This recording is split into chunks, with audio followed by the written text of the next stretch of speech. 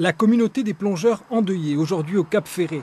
Hier, un peu avant 14 h, alors qu'elle participait à une séance avec l'école de plongée locale, une femme de 48 ans a soudainement disparu. Les recherches ont duré tout l'après-midi, mais c'est finalement à 18 h que son corps sans vie a été retrouvé. Une enquête a commencé. L'autopsie qui devait avoir lieu cet après-midi devrait permettre d'en savoir plus sur la nature de cet accident. À la Fédération régionale de sport sous-marin, on est bien évidemment sous le choc, d'autant plus que tout est mis en œuvre pour éviter les drames. À chaque accident, les clubs de plongée comme les professionnels qui sont affiliés à la fédération doivent faire une déclaration d'accident. Et donc nous prenons en compte et nous avons une commission médicale qui elle étudie ces accidents pour prendre en compte au niveau des clubs et évidemment donner les instructions nécessaires pour que ça ne se reproduise plus.